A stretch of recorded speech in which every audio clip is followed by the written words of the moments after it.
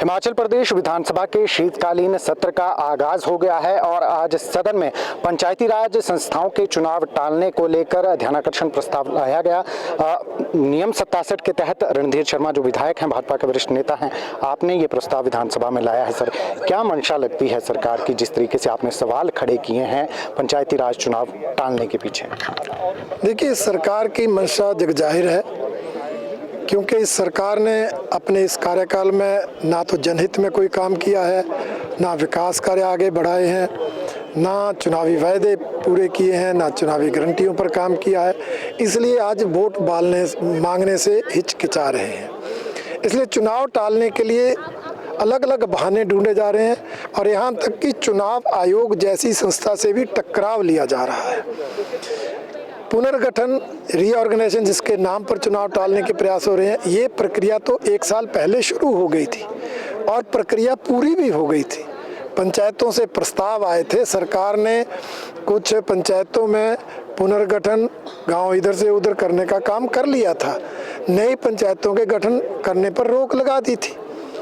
उसके बाद अगला प्रोसेस चुनाव के वार्डों का, पंचायतों का आरक्षण का शुरू हुआ था। चुनाव आयोग ने अधिसूचना जारी की थी, परंतु दुख का विषय है कि सरकार ने लिखित आदेश देकर उस प्रक्रिया को रोकने का काम किया। मतदाता सूचियां जारी करने के निर्देश चुनाव आयोग ने दिए, उसको भी रोकने का काम सरकार ने किया। चुनाव सामग्री लेने का आदेश दिया चुनाव आयोग ने, उसको भी रोकने। तो इस तरह चुनाव आयोग के निर्देशों की अवहेलना करके और अधिकारियों को उसकी पालना न करने के आदेश देकर प्रदेश में एक संवैधानिक संकट खड़ा हुआ है, एक संवैधानिक संस्था का अपमान हो रहा है, आम जनता के लोकतांत्रिक मूल्यों का ह्रास हो रहा है और पंचायती राज संस्थाओं, शहरी निकाय चुनाव को ये सरकार टालने की कोशिश कर रही है। सरकार कह रही है, जो हवाला सरकार दे रही है कि डिजास्टर एक्ट लागू है और जब तक सारी स्थितियां अनुकूल नहीं हो जाती हैं, मतदाता मतदान केंद्रों तक पहुंचना ये सरकार सुनिश्चित कर रही है कि सारे मतदाता मतदान केंद्रों तक पहुंचे। वो तभी होगा जब डिजास्टर से जो आपदा प्रभावित क्षेत्र हैं बहाल हो पाएंगे। ये हवाला सरकार दे रही है। देखिए, डिजास्टर एक्ट कागजों में है। आज सारे स्कूल खुले हैं, आंगनबाड़ी सेंटर खुले हैं और स्कूलों में बच्चे जा रहे हैं, छोटे छोटे बच्चे जा रहे हैं। वही स्कूल तो मतदान केंद्र है। तो जब बच्चे जा रहे हैं तो बड़ों को जाने में क्या दिक्कत है? और वोट डालने तो लोग जब सड़कें नहीं थी तब भी जाते थे। ये तो एक बहाना बनाया जा रहा है।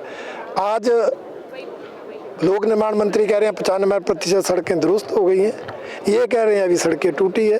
पहले सरकार तो एकमत हो जाए। इसलिए आपदा का बहाना लेकर चुनाव टालने की कोशिश है। चुनाव समय पर होने चाहिए, ये लोकतांत्रिक संवैधानिक आवश्यकता है। इसलिए हम इस प्रस्ताव को लाए हैं और यही हमारी मांग है। सरकार ने एक और आरोप आप पे लगाया है कि जब आपका कार्यकाल था तब 9 महीने नगर निगम के चुनाव टाले गए थे, उसको लेकर क्या कहें? नहीं, देखिए, तो 6 महीने का समय बचा था विधानसभा के चुनाव को और 6 महीने टालने का जो काम है, क्योंकि 3 महीने तो अगली आचार संहिता लग जाती है। अभी तो 2 साल है विधानसभा चुनाव को, अभी चुनाव टालने का क्या जरूरत है? हमने तो कोरोना काल में भी चुनाव कराए, हमारी सरकार ने कराए कोरोना काल में चुनाव।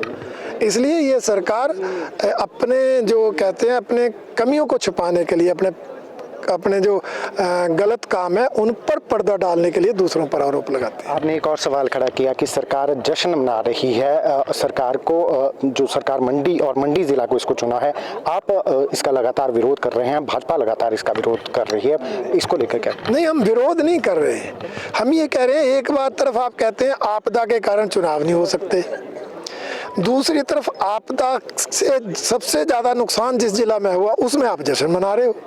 ये विरोधाभास तो आपका है।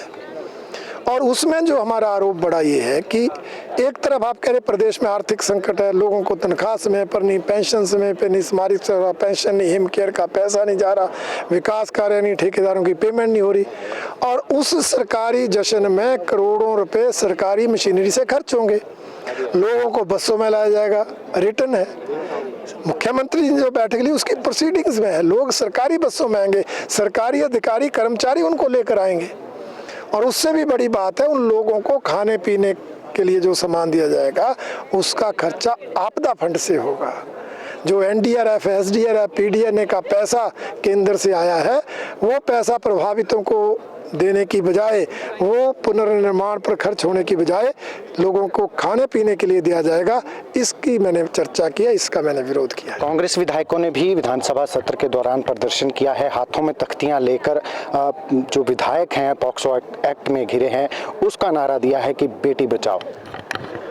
देखिए, पहली बात तो ये कि कांग्रेस नेताओं को इस तरह के प्रदर्शन करने का कोई नैतिक अधिकार नहीं है। इनके नेता ऊपर से नीचे तक ऐसे अनेक आरोपों में उलझे हैं, यहाँ तक कि कईयों के खिलाफ दोष भी प्रूव हुए हैं। दूसरा, इस मामले में किसी पर अभी दोष नहीं लगा, इसलिए त्याग पत्र की मांग करना, नारे लगाना औचित्य नहीं बनता। तीसरा, सरकार में बैठे हैं, सत्ता में हैं, आप किसके खिलाफ नारे लगा रहे हो? कार्रवाई की मांग किससे कर रहे हो? तो इसलिए ये प्रदर्शन कर कर अपने आप हास्य का पात्र बन रहे हैं। बहुत बहुत शुक्रिया।